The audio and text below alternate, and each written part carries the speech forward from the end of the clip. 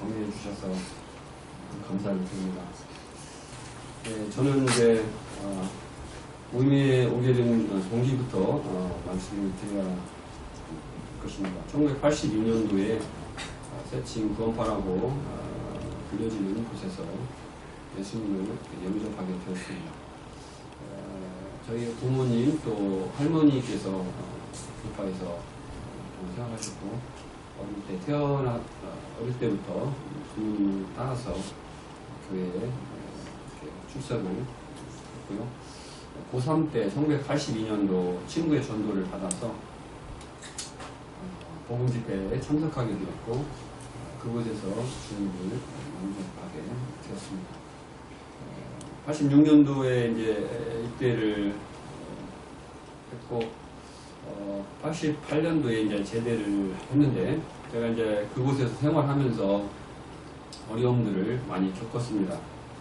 그래서 이제 교회를 떠나기로, 주님을 떠나기로 이렇게 결정을 했습니다. 그 이유는 신앙생활이 너무너무 고통스럽기 때문입니다. 처음에 이제 구원받았을 때 구원의 기쁨이 있었고 기쁨 가운데 생활했었는데 시간이 지나면서 3년 정도 이렇게 머물면서 시간이 흐를수록 이 고통이 더 심해졌습니다. 그 이유는 여러 가지가 있지만 강요된 헌신 부분이 있었고요. 가장 중요한 부분은 교리로 인해서 평안이 없는 삶을 살았습니다. 영지주의라고 나중에 이제 알게 됐는데 영과 육을 이렇게 분리를 합니다. 그래서 영적인 일과 육적인 일을 분리를 하는데요. 예를 들면 예배당에 가서 가는 일, 예배 드리는 일, 뭐 기도하고 성경 읽는 일, 뭐 전도하는 일, 이런 일들은 영적인 일이고요. 또 그 외에 이제 밥을 먹거나 뭐 다른 일이고요. 잠을 자거나 뭐 공부하거나 이런 일들은 직장에서 돈을 벌거나 하는 일들은 육신적인 일입니다. 그래서 이 두 가지를 분리하면서 영적인 일에 이렇게 힘을 쏟아야 되고 하는데 이 땅에 살면서 그 육신적인 여기에 말한 그 육신적인 일을 하지 않고 살 수가 없잖아요. 학생의 신분인데 공부를 해야 되는데 공부를 하면 제 마음 가운데 이런 생각이 듭니다. 내가 왜 이러고 있지?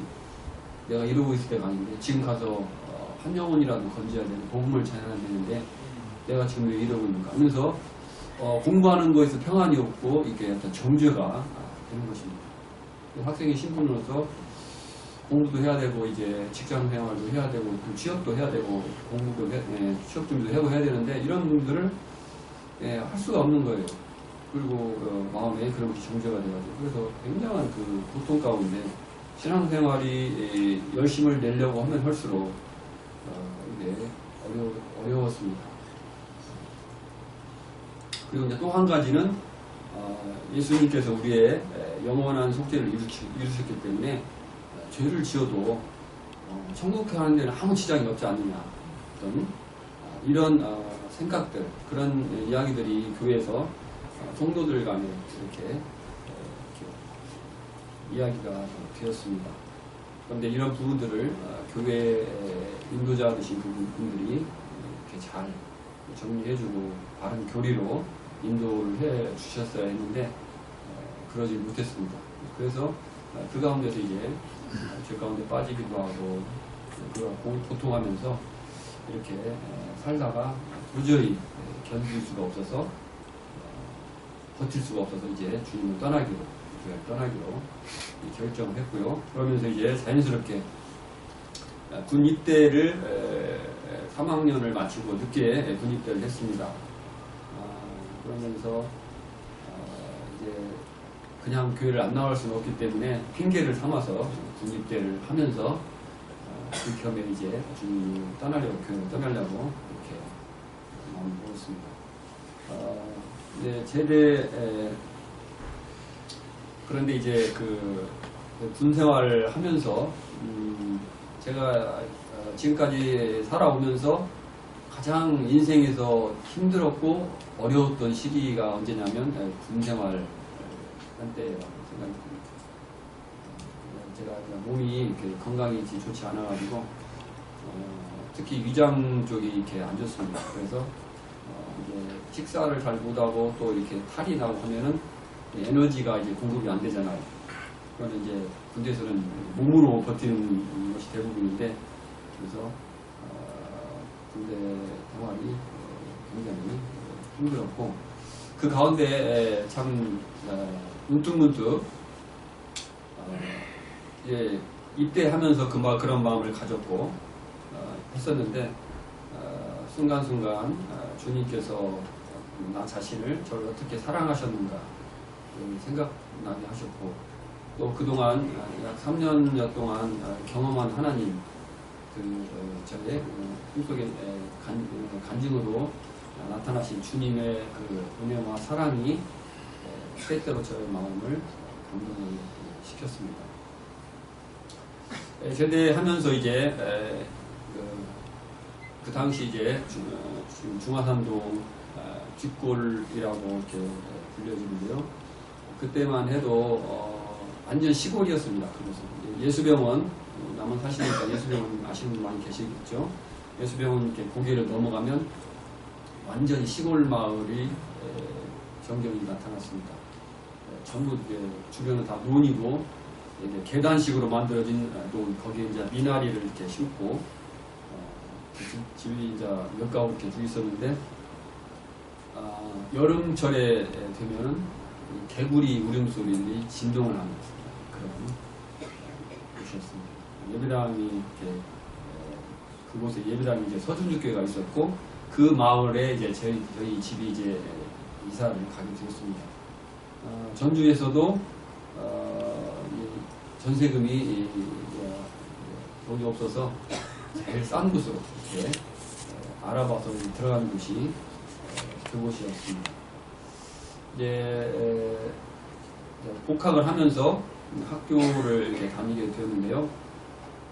이제 앞으로 나와서 이제 그 예수병원을 내려와서 다가교에서 이제 버스를 타고 학교를 다녔는데, 그때 이제 꼭 통로의 길에 이제 교회 간판이 이렇게 적혀져 있었습니다. 서전주교회 써 있었고, 그다음에 그 밑에 당신은 어디를 마쳤습니까? 이런 글귀가 적혀져 있었습니다. 저는 이렇게 알아챘습니다. 금방. 이것도 복음을 전하는 교회구나 하는 것을 이렇게 무의식적으로 이렇게 알아보게 됐습니다. 왜 그러냐면 80년대에는 거듭남이라는 단어들을 일반 교파에서는 잘 몰랐습니다. 잘 사용하지 않았어요. 거듭남이라는 얘기를 하면은 너무 생소했고 못 알아듣는 사람들이 굉장히 많았고, 복음을 전하는 사람들의 어떤 전유물처럼 사용되었던 단어였습니다. 그래서 이 서전주교회 이것도 하나님의 그 복음을 전하는 곳이구나 하는 것을 알 수 있었고요. 이제 다니면서 하나님께서 제 마음 가운데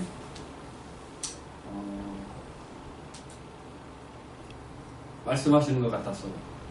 그 교회로 이렇게 저를 인도하시는 것 같은 그런 마음의 생각들이 이렇게 들었습니다. 그 간판이 계속해서 지나갈 때마다 보이고 또 그 교회가 이렇게 생각이 나고 그랬습니다. 그러나 제 마음 가운데서는 계속해서 거절했습니다. 하나님 아시잖아요. 제가 얼마나 힘든지, 제가 견딜 수 없는 것을 하나님도 아시잖아요. 저도 참을 만큼 참았고 했는데 도저히 제 힘으로는 할 수 없기 때문에 이렇게 교회를 떠난 것을 주님이 아시잖아요. 그런 이야기를 이렇게 주님께 했습니다. 근데 주님께서 계속해서 제 마음에 이렇게 저를 강권하시는 듯한 그런 느낌을 제가 이렇게 계속 받았습니다. 그러다가 이제 어느 날 이렇게 우연히 집에서 찬송을 이렇게 부르다가 그 주님께서 제 마음을 굉장히 강권하시는 그런 음성을 듣게 되었고, 그래서 이제 저는 항복을 했습니다. 도저히 어쩔 수 없어서 주님께 꿇고 기도를 드리며 주님 음성에 순종하겠습니다. 이렇게 기도를 드렸고 그날 가서 이제 찾아가서 목사님을 찾아뵀습니다. 그분이 이제 이완성 형제님이셨고 그 다음날 성찬 예배에 처음으로 참석을 했습니다. 제가 구원받고 이렇게 생활했던 교회에서는 성찬식을 매주 하지 않았습니다. 1년에 한 두어 번 정도 이렇게 했었는데 성찬 예배를 참석하면서 저는 낯설지 않은 그런 것을 이렇게 느끼게 되었고요. 감동 어린 눈물의 예배를 드렸습니다. 제가 이제 감동이 되었던 것은 오늘 우리 성도님들을 참 예배 시간에 드렸던 내용과 같은 또 택한 찬송가의 그 가사와 같은 그런 내용들이었습니다. 하나님께서 나 같은 자를 왜 내버려 두시지 않으시는가? 그냥 먼지와 같은 존재, 아무것도 아닌 존재, 전지전능하신 하나님 앞에 나 같은 자가 뭐가 귀중한가?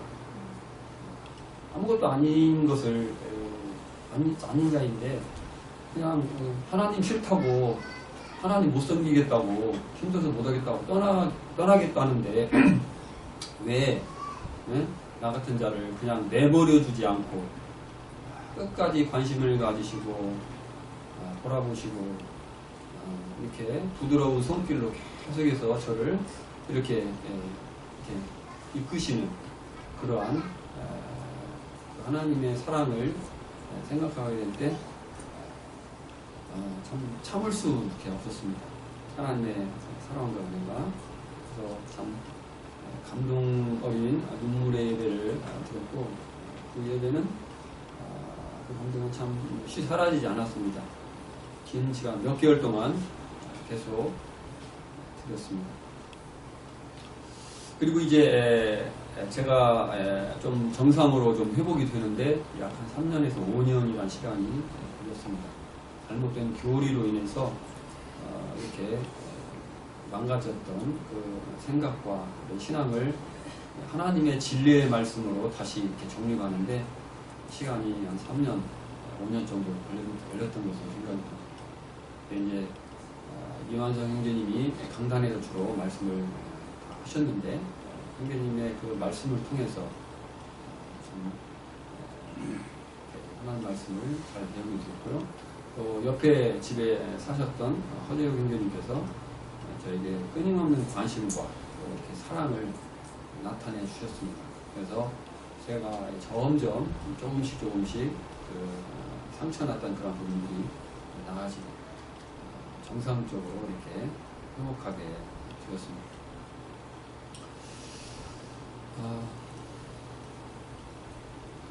저는 이제 학교를 졸업을 하고 교육행정직 공무원으로 이제 근무하게 됐는데요. 1990년도 11월에 이제 지금 이남희 자매님과 결혼을 하게 됐습니다. 91년도에 이제 우주고등학교 교육행정직 공무원으로 발령이 나서 그때부터 이제 공무원 생활을 시작을 하게 되었고요. 주일학교 학생부, 청년부, 그리고 집사로 이렇게 섬겨왔습니다. 초임지의 이제 이후로 이제 계속해서 나홀로 실장으로 이렇게 근무를 해왔습니다. 지금은 좀 많이 환경이 바뀌었지만 제가 이제 처음 근무할 때는 거의 뭐 한 10학급, 12학급 이하에는 행정실 직원이 한 명밖에 없었습니다. 이제 행정직 직원이 행정실에 이제 시설 관리 하시는 분들은 이렇게 뭐 한 분, 두 분, 이렇게 큰 학교는 두 분도 있고 막 그런 학교도 있었습니다. 그러나 행정 업무를 보는 사람들은 이렇게 한 명씩 이렇게 있었습니다. 그러다 보니까 학교 살림을 혼자 다 이렇게 해야 했습니다. 여러 가지 일들을 이제 이렇게 해야 했어요. 그래서 좀 쉽지 않았습니다. 많은 신경들을 좀 써야 됐고 그랬습니다. 그리고 이제 그런 자 혼자 이렇게 주로 근무하다가 2006년도 이제 승진하고 하면서 3월 달에 지금 완주군에 있는 운주중학교로 이렇게 발령이 나게 되는데 그곳에서는 이제 좀 여유로운 시간들을 이제 갖게 되었습니다. 그럼 왜 그러냐면 그곳에 이제 육성회 직원이라고 한 분이 이렇게 근무를 하셨기 때문에 저랑 합쳐서 이제 두 사람이 이제 근무를 하게 된 것입니다. 그러다 보니까 이 운주중학교는 학급도 적어도 3학급밖에 안 돼요. 한 학년이 한 학급. 학생도 많지 않고 10여 명. 시골 지역이라. 그러다 보니까 일감이 없는 거죠. 거기다 대고 또 둘이 이렇게 근무를 하게 되었습니다. 그러다 보니까 시간적인 여유가 많이 있었습니다. 그래서 또 이제 그곳은 전주에서 한 50분, 그 당시 한 50분 정도 차로 이렇게 통근 시간이 이렇게 걸렸습니다. 근데 이곳은 참 경치가 좋은 곳이에요. 그곳 혹시 아시는 분이 계실지 모르겠지만 제가 이제 여러 곳을 이렇게 발령이나 다녀봤지만 지금까지 이제 제가 다닌 곳 중에 제일 아름다운 곳이었습니다. 그래서 드라이브 코스로 참 좋은. 이제 운주 계곡, 그 대두산에서 이렇게 흘러내리는 계곡이 있는데 계곡이 있고 사시사철 바뀌는 그 풍경 참 좋아요. 그리고 이게 차량이 많지 않습니다. 그래서 여유롭게 묵상하면서 기도하면서 또 찬양도 드리면서 또 그때 이제 하나님 말씀 테이프 그런 것도 이제 들으면서 이렇게 출퇴근을 했고 또 학교에서도 업무를 다 마치고 나면 시간적인 여유가 이렇게 있으면 이렇게 성경도 보고 또 신앙 서적도 읽고 이렇게 시간을 보냈습니다. 그러면서 이제 저 자신을 주님 앞에 헌신하는 기도를 그때 이제 드리게 되었습니다. 저는 이제 90년대 초반부터 이제 모임에서 필리핀, 캄보디아, 몽골 이렇게 선교사 선생님들이 파송이 되어서 오셔서 이렇게 선교 보고를 이렇게 하셨습니다. 그러면서 제 마음 가운데 그분들의 이제 선교 보고의 내용을 들으면서 그 꿈을 제 마음 가운데 갖게 되었습니다.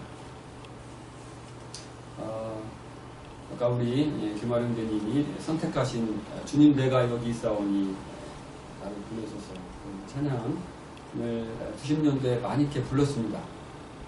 우리가 찬양을 드릴 때 어떤 경우에는 그냥 생각 없이 이렇게 부르기도 하지만 참 가사에 내 마음을 담아서 소원을 담아서 주님께 그런 찬양을 많이 불렀던 것을 기억하고 있습니다.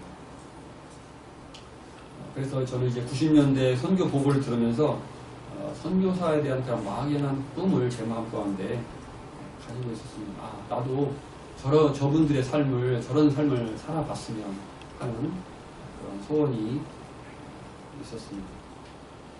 그리고 제가 이제 처음 구원받았을 때부터 드렸던 기도, 소원, 찬양이 있는데 그것은 하나님께서 저의 삶에 있어서 한 분이 되는 것을 원치 않습니다. 또 그리고 하나님께서 저의 삶에 중요한 한 부분이 되는 것도 원치 않습니다. 저는 하나님께서 저희 삶에 있어서 전부가 되시기를 원합니다. 하나님이 저희 삶의 전부가 되어주세요 하는 그런 소원을 이렇게 주님께 기도로 드렸습니다. 그 와중에 이제 2006년도에 출퇴근을 하면서 주님 앞에 저 자신을 온전히 헌신하기로 다 드리기로 그 전에도 주님께 나의 삶을 다 드려야 된다. 그것은 제 머릿속에 알고 있었고 그렇게 하려고 했었는데 그런 마음이 있었는데 그게 쉽게 이렇게 되지 않았던 것을 봅니다. 때로 그런 기도도 하기도 했었지만 저 자신을 주님 앞에 온전히 헌신하여 드리는 그런 기도를 이제 2006년도에 드리게 되었고, 그때 주님께서 저를 부르셨다고 생각이 듭니다. 저는 이제 주님의 부르심을 이렇게 느끼면서 굉장히 이렇게 기뻤습니다. 왜냐하면 제가 주님 저를 불러주세요. 저를 써주세요. 저 자신을 제 삶을 주님 앞에 드립니다. 이런 기도를 드렸고 찬양을 드리고 있었기 때문에 주님이 저 자신을 이제 부르신다는 그런 생각을 갖게 되었을 때 참 말할 수 없는 기쁨과 감사함이 있었습니다. 그런데 이제 한편 제 마음 가운데 저 자신을 이렇게 돌아보게 되었습니다. 저 자신을 돌아볼 때 얼마나 연약한 자인지 보게 되면서 나 같은 자가 어떻게 이런 일을 참 할 수 있을까 하는 그런 걱정, 두려움들이 또 한편 마음에 이렇게 있었습니다. 말씀드린 대로 건강이 좋지 못하고 특히나 위와 장이 약해서 지구력이 없습니다. 어떤 일을 하게 될 때 처음에는 잘 하는데 조금 시간이 지나면 이제 기운이 빠져가지고 못하는 그런 연약함이 있습니다. 특히 이제 군에서 훈련을 받을 때 그때가 가장 힘들었던 것 같습니다. 쉴 수 없고 핑계도 들 수 없고 군에서는 어디가 부러지거나 눈에 보이는 어떤 것이 있지 않으면 인정을 안 해주잖아요. 지금은 어떤지 모르겠지만 꾀명이라고 이렇게 몰아서 어찌할 수 없습니다. 또 성품적으로 볼 때 저는 참 사랑이 없는 사람입니다. 주님을 닮지 못했고요. 또 주님을 닮지 못했을지라도 이 세상에서 그래도 믿지 않는 사람일지라도 이렇게 참 온화하고 따뜻한 사람들이 있잖아요. 타고난 성품이. 그런 것도 없고 그래서 참 차갑다 이런 얘기도 제가 좀 많이 듣고, 그리고 성격도 내성적입니다. 그래서 이렇게 다른 사람에게 먼저 가서 이렇게 이야기하고 이런 것들 사교적이지 못한 그런 면이 있습니다. 그리고 또한 은사 테스트를 90년대부터 이렇게 해봤지만 교회를 세우는 중요한 은사가 아닙니다. 목자나 교사나 전도자의 은사가 아닙니다. 선교지에 나가서 어떤 일들을 참 이런 그 교회를 세우는 일에 적합지 않은 은사가 없는 그런 형제이고요. 또 마지막으로 저는 굉장히 무명한 자입니다. 그래서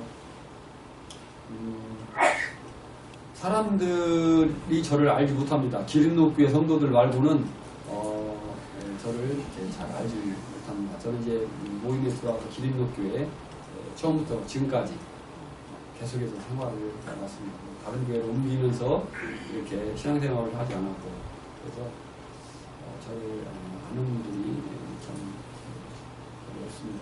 그래서 교회에서 이제 장로 형제님들이 걱정을 많이 했습니다. 지명도가 너무 없어서 학교를 나가도 도와줄 사람이 없다. 장로 형제님들이 까놓고 이렇게 걱정을 하셨습니다. 이제 주님께서 저를 이렇게 부르심을 느꼈을 때 그 제 마음 가운데 생각을 가졌습니다. 아무에게도 얘기하지 말아야지. 내 마음에 꼭 담궈 이렇게 묻어뒀다가 꼭 필요할 때 그때 말씀을 드려야 되겠다 하고 이렇게 결심을 했습니다. 그런데 견딜 수가 없었습니다.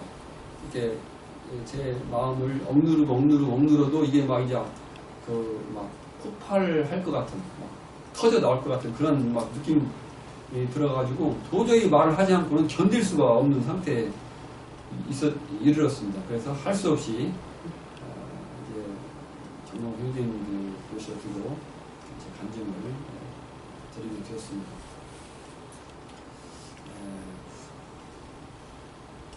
그랬을 때 이제 주님 장로 형님께서 이제 선교지를 방문해 보도록 이렇게 하셨습니다. 제가 이제 그 전부터 이 말씀은 알고 있었지만 말씀에 대한 믿음이 없었던 것으로 봅니다. 형제들아 너희를 부르심을 보라. 육체를 따라 지혜로운 자가 많지 아니하며 능한 자가 많지 아니하며 문벌 좋은 자가 많지 아니하도다. 그러나 하나님께서 세상에 미련한 것들을 택하사 지혜 있는 자들을 부끄럽게 하려 하시고 세상에 약한 것들을 택하사 강한 것들을 부끄럽게 하려 하시며 하나님께서 세상에 천한 것들과 멸시받는 것들과 없는 것들을 택하사 있는 것들을 폐하려 하시나니 아무 육체도 하나님 앞에서 자랑하지 못하게 하려 하시니라. 고린도전서 1장 26절 이하의 말씀입니다. 저를 보게 될 때 앞에 말씀드린 대로 여러 가지로 연약한 부분이 있고 참 지혜롭지 못하고 참 악하고 또 그런 자이지만 능력이 없는 자이지만 하나님께서 이런 자들을 붙드시고 일하시면 할 수 있다. 그런 믿음을 이 말씀을 통해서 갖게 되었습니다. 하나님께서 저에게 그런 믿음을 주셨다고 생각합니다.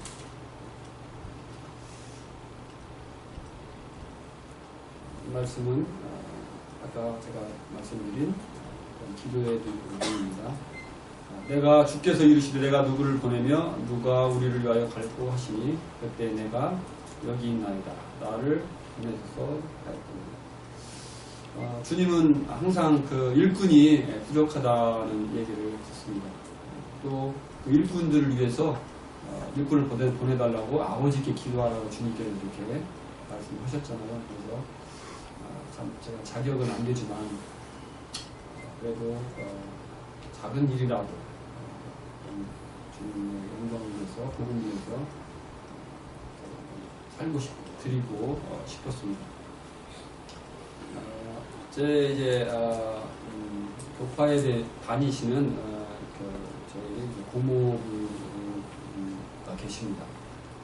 또 이제 이제 고모부가 다니는 교회에서도 이렇게 이제 선교사를 필리핀으로 보내서 이렇게 이제 선교 사역을 하고 있다는 얘기를 들었는데 저를 보면서 이렇게 걱정을 했습니다. 선교사가 나가면 뭐 목회자들과 뭐 이렇게 세미나도 해야 되고 막 여러 군데 돌아다니면서 막 이렇게 해야 되는데 어떻게 그 일을 할 수 있겠냐고 이렇게 저에게 질문을 했었습니다. 그러나 저는 그렇게 대답을 했습니다. 그런 일을 하시는 분들은 또 그런 일을 하시는 분들 주님께서 부르시고 저같이 연약한 자는 또 그런 작은 부분이라도 하나님께서 쓰실 것이다. 그렇기 때문에 저는 그렇게 생각합니다. 이렇게 답변을 드렸습니다.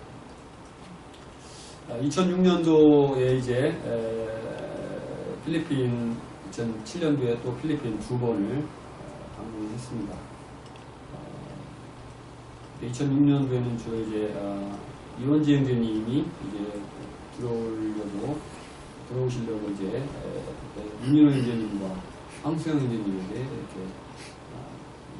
인계하는 교회를 이렇게 옮겨주는 그런 기간이었고 그렇게 같이 사역을 하고 계셨습니다. 그래서 이원재 형제님이 갔을 때 이 섬이 비어있다, 선교사가 없다, 이 섬으로 갔으면 좋겠다고 이렇게 권장을 이렇게 했습니다. 저는 주님의 뜻이 어디 있는지 계속 그 필리핀에 같이 가서 있으면서 기도를 했습니다. 주님께 묻고 또 했습니다. 그리고 또 2007년도에 이제 필리핀 방문했었는데 그때 우리 신동식 형제님 계시잖아요. 일로일로 섬을 그때는 가게 되었고 그때도 이제 신동식 형제님께서 소원을 기간을 마치시고 돌아올 계획 가운데 이제 후임자를 이렇게 찾고 계셨습니다. 그런데 저는 그 일로일로 섬에도 가지 못하고 주저하고 주님의 뜻이 어디 있나 이렇게 기도하고 하면서 이렇게 확증을 하지 못하고 돌아왔습니다. 그러면서 이제 큰아들인 순종이가 고등학교를 입학을 하게 되었습니다. 제 마음 가운데 생각한 것은 이런 상황에서 이제 선교를 나가는 것은 어렵겠다는 판단이 섰습니다. 고등학교 시기는 한국에서 굉장히 중요한 시기잖아요. 진로를 결정하고 또 대학을 가야 되고 하는 그런 시기인데 제가 이제 자녀가 셋이 있습니다. 3년 터울로 계속 고등학생, 중학생, 초등학생이 있어서 아이들을 데리고 가기도 쉽지 않고 또 두고 가자니 누가 맡아서 이렇게 돌보는 것도 쉽지 않고 그럴 만한 분도 안 계시고 고민 끝에 연기하게 되었습니다. 주님께서 그래서 이제 연기하게 되었고 주님께 기도를 드렸습니다. 이 아이들이 빨리 이제 졸업을 하고 취업이 되어서 아이들을 이제 한국 땅에 두고 갈 수 있도록 주님께서 이들에게 취업할 수 있도록 빨리 취업할 수 있도록 도와주시라고 그런 기도를 드렸고 2015년, 2016년도에 이르러서 아이들이 이렇게 취업을 하게 되었습니다. 제일 이제 걱정이 됐던 부분이 이제 막내 아들인데 오히려 막내가 제일 먼저 이렇게 취업이 되었어요. 그것은 고등학교를 졸업하면서 대학을 가지 않고 바로 취업이 되었기 때문에 오히려 형보다도 더 이렇게 취업이 되고 얘는 이제 고등학교를 졸업하고 3학년을 마치면서 취업이 되었고 그 다음 2등에 이제 군대를 가게 되었죠. 그래서 이제 주님께서 이런 부분에 신속하게 장적인 기도를 해주셨습니다. 제가 그 당시에 이제 고민했던 그런 부분입니다. 이것이 내 뜻인지, 내 분별인지, 하나님의 뜻인지, 내 생각인지, 이런 생각 가운데 고민을 했습니다. 선교회를 생각하는 것이 내가 하고 싶어서, 내가 원해서 한 것인지, 하나님 뜻인지 고민하게 됐을 때 빌립보서 2장 13절 말씀을 통해서 확신을 주셨습니다. 너희 안에 행하시는 이는 하나님이시니 자기의 기쁘신 뜻을 위하여 너희에게 소원을 두고 행하게 하시나니 모든 일을 원망과 시기가 없이 이렇게 주님 말씀을 주셨고요. 이 말씀은 제가 이제 당시 이제 신앙생활을 해오면서 주님이 저에게 주셨다고 생각하는 감동을 주시는 그런 말씀들입니다. 주께서 이르시되 지혜 있고 진실한 청지기가 되어 주인에게 그 집 종들을 맡아 때를 따라 양식을 나누어 줄 자가 누구냐. 참 부족한 자이고 연약한 자인데 하나님께서 저를 청지기로 해서 교회에서 이렇게 양식을 나누어 줄 자로 주님께서 저에게 부르시는 것을 볼 수 있었습니다. 내가 진실로 진실로 너희에게 이르노니 한 알의 밀이 땅에 떨어져 죽지 아니하면 한 알 그대로 있고 죽으면 많은 열매를 내는다. 자기의 생명을 사랑하는 자는 잃어버릴 것이요 이 세상에서 자기의 생명을 미워하는 자는 영생하도록 도전하리라. 사람이 나를 섬기려면 나를 따르라. 나 있는 곳에 나를 섬기는 자도 거기 있으니 사람이 나를 섬기면 내 아버지께서 귀히 여기시리라.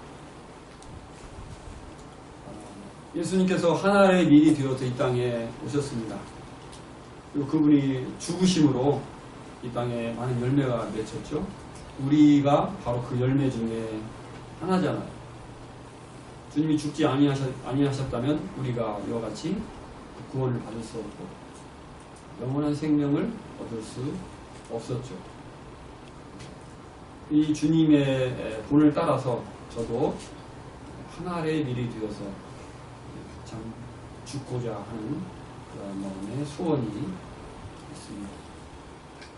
자기의 생명을 사랑하는 자는 잃어버릴 것이요 이 세상에서 자기의 생명을 미워하는 자는 영생하도록 도전합니다. 하나님이 주신 생명 내 것이 아니죠. 하나님이 주신 생명입니다. 꼭 학자들은, 어떤 사람들은 자기 생명인 것으로 참 생각하고 착각을 하지만, 우리가 가진 생명은 우리의 것이 아니고 원래 그분의 것이고 그분이 우리에게 주신 것이잖아요. 그래서 그분을 위해서, 그분의 영광을 위해서, 그분의 뜻을 위해서, 그분의 소원을 위해서 살아가는 것이 너무 당연하고 마땅한 것으로 보입니다. 그래서 주님께 이 생명을 드리기 원합니다. 주님께서 우리를 영생으로 인도하시죠. 주님이 가신 길을 따라가고자 합니다. 사람이 나를 섬기려면 나를 따라라. 그래서 주님을 섬기기를 원합니다. 주님의 뜻대로 살기를 원합니다. 주님이 간 곳에 같이 가기를.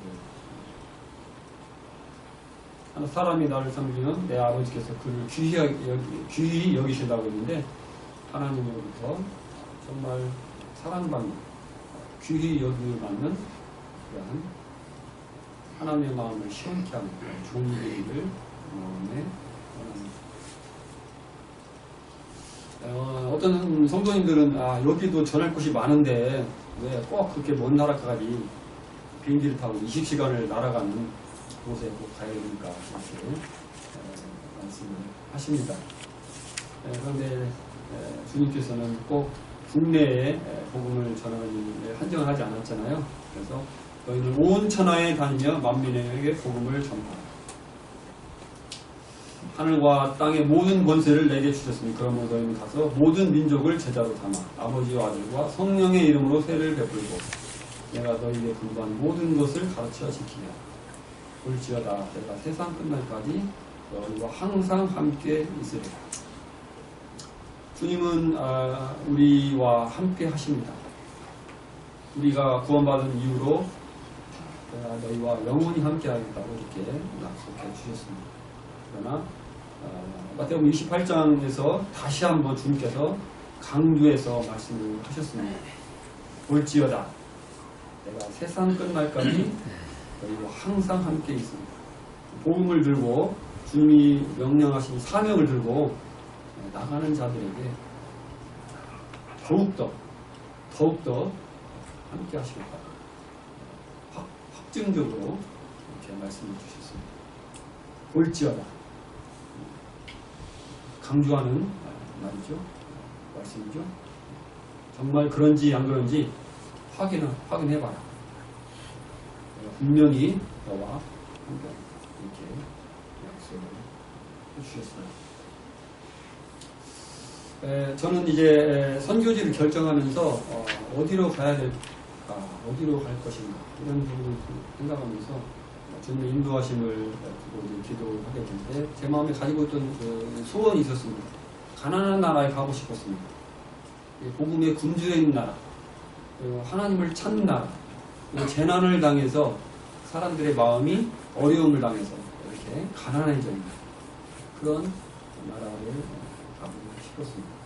그래서 이제 인터넷을 통해서 세계 각국의 선교 현황을 찾아보게 되었습니다. 우리나라에서 많은 선교사들이 해외에 나가 있고요. 그분들이 이제 각국의 선교 현황들을 이제 편지로 인터넷에 이렇게 올려놓았습니다. 그래서 제가 이제 찾아보게 됐을 때 말라위와 볼리비아라는 두 나라를 찾게 됐고, 이 나라는 이제 수학계에 있다 이렇게 이제 선교사들이 표현을 하니까 되었습니다. 우리나라도 1970년대, 80년대, 90년대까지 뭐 이렇게 수학기였다고 볼 수 있죠. 그 당시에는 우리가 지금 한 사람의 구도자들을 이렇게 모셔오는데 어떻습니까? 굉장히 힘들죠. 많은 공을 들여야 되고 기도해야 되고 또 막 도와주고 또 선물도 쭉 해서 관계를 이렇게 만들어서 이렇게 모셔오는 것이 참 쉽지 않습니다. 그런데 그 당시 70, 80년대 이럴 때 보면 사람들이 그냥 찾아오는 이유는 이렇게 기독교에 대한 그런 인식도 참 예수 믿으니까 뭔가 다르다. 이렇게 긍정적으로 이렇게 봤고요. 그래서 나도 한번 예수님 믿어보고 싶다. 그래서 초청을 하지 않은데도 이렇게 예배당에 찾아오는 그런 사람들이 있었던 것을 봅니다. 그러나 지금은 상황이, 대한민국 상황이 굉장히 많이 변해있는 모습을 볼 수 있습니다. 그러나 이 말라위와 볼리비아는 이렇게 수학교에 있는 나라라는 그런 의미들이 되었습니다. 이제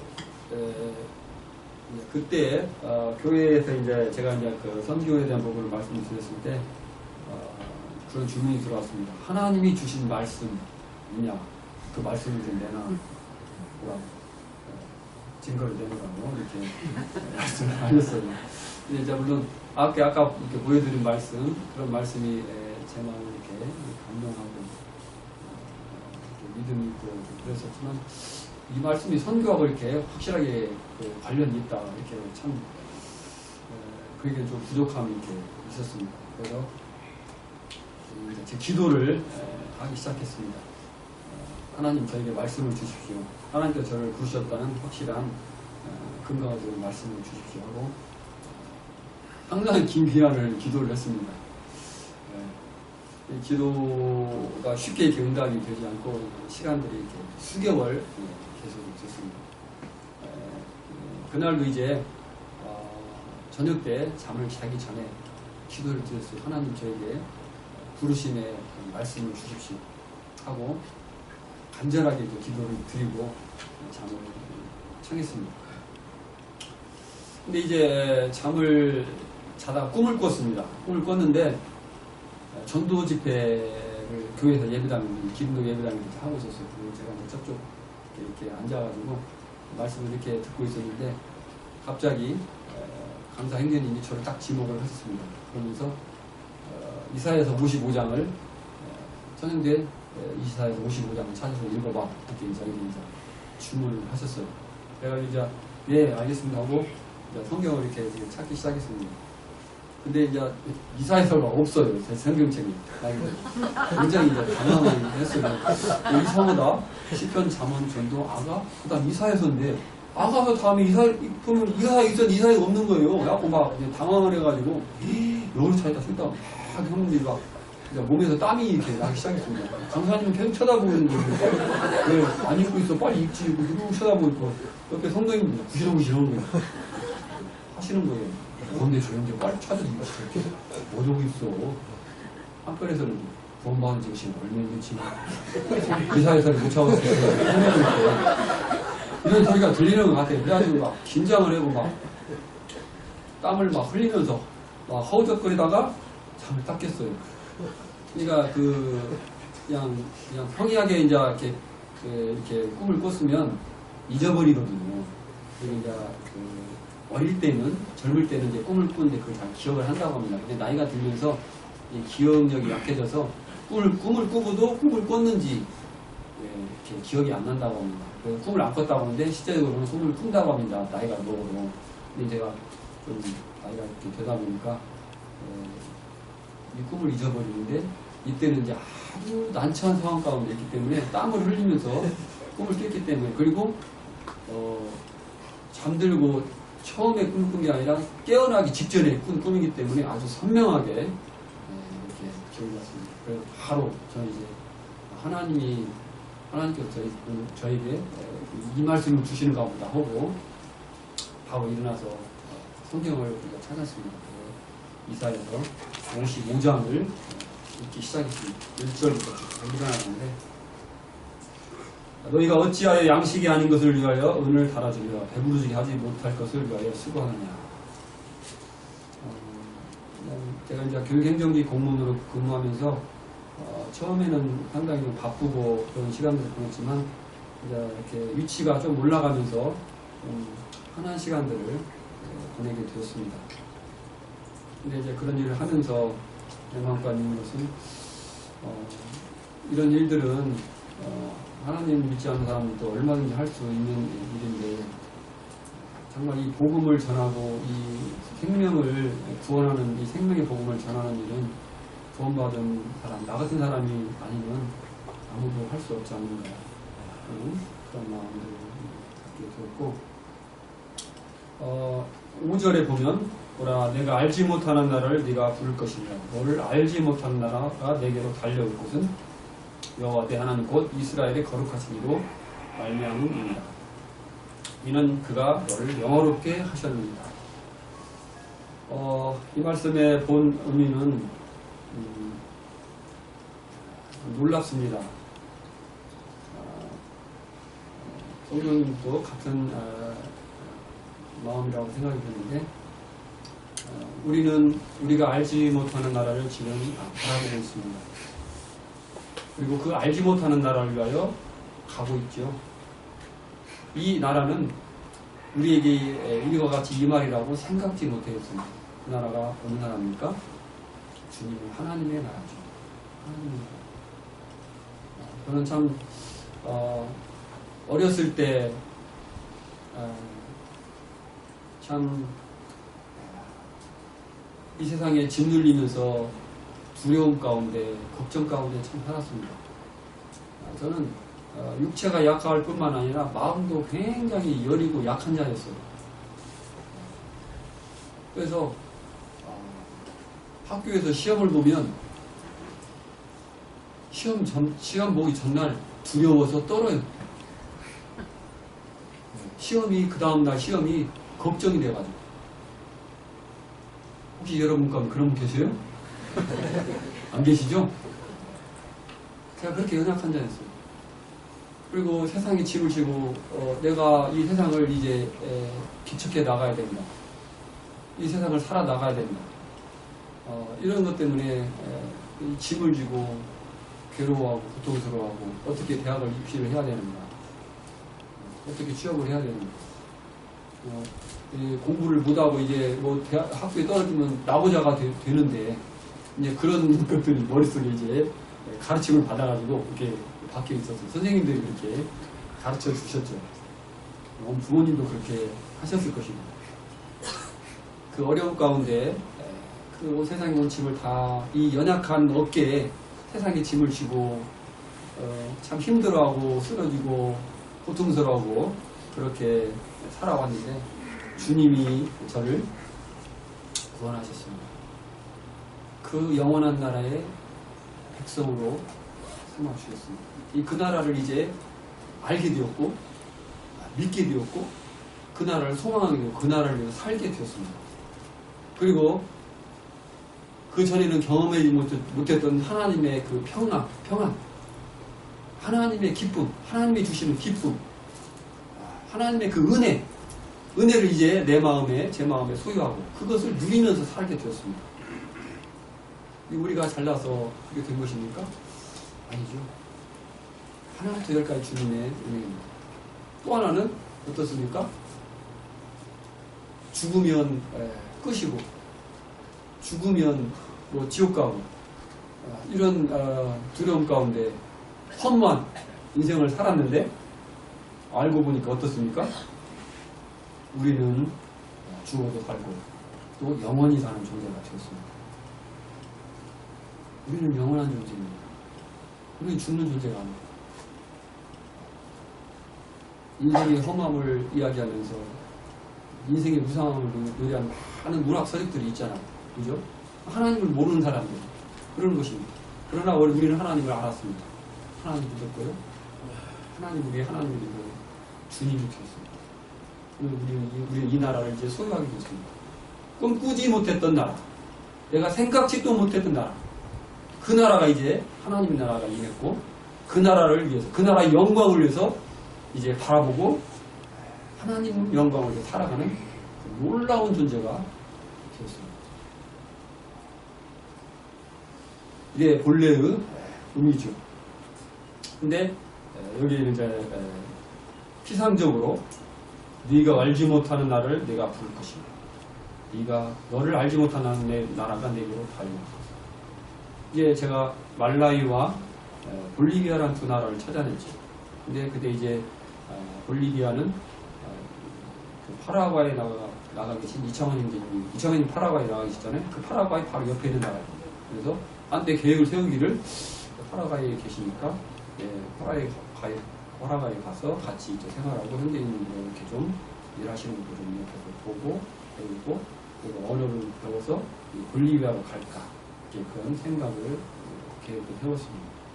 근데 이제 왜냐하면 볼리비아하고 파라과이에 사는 원주민들은 언어가 같다고 합니다.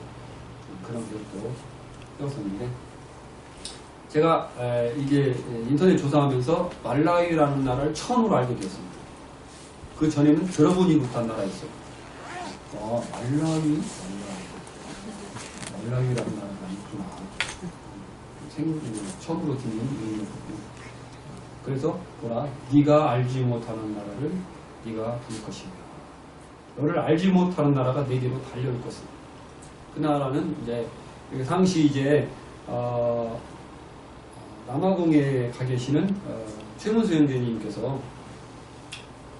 말라위를 여러 번 방문하셨습니다.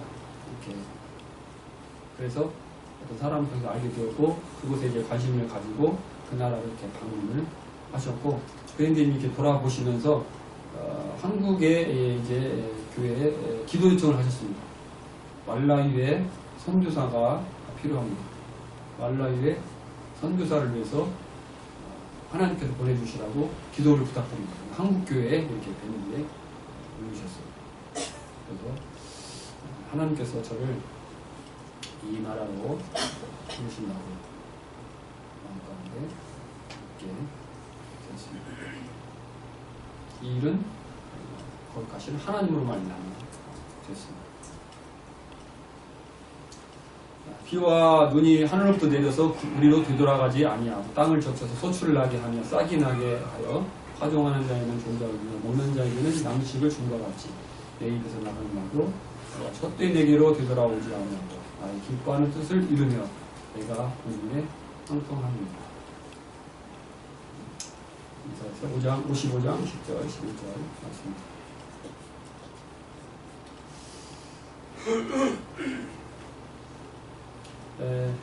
한국에는 아까 말씀드렸죠. 어느 곳이든지 일꾼은 필요합니다. 그러나 한국은 타국에 비해서 형편이 굉장히 좋다고 봅니다. 그 모임에서 복음을 전할 뿐만 아니라 모임 말고도 참 복음을 전하는 단체들이 있지요. 그리고 1980년도, 90년도만 해도 이제 참 제가 기독교 방송 이런 걸 들어보면 이게 말씀이 아멘이 안 돼요. 구원받은 사람으로서 말씀을 들으면 이렇게 강단에서 전해지는 말씀을 들으면 마음에 아멘이 되고 힘이 되고 기쁨이 되고 그런데 또 때로는 책망이 되고 이렇게 하는데 기독교 방송 이런 걸 들으면 말씀이 전혀 이렇게 들어오지 않더라고요. 근데 근래에 들어서 이렇게 방송을 들어보면 정말 그 살아있는 간증이 주님이 함께 하시는 그런 내용들을 이렇게 많이 들어볼 수가 있습니다. 도파에서도 복음을 전하는 것이 이렇게 좋고 그래서 한국은 복음을 들을 만한 그런 기회들이 많이 있는 곳이다. 이렇게 생각이 듭니다. 선교사로 지원하게 된 동기를 말씀드리겠습니다. 다 갚을 수 없는 하나님의 은혜에 조금이라도 보답하겠습니다. 하나님의 은혜를 우리가 다 갚겠다는 것은 말이 안 되는 말이죠.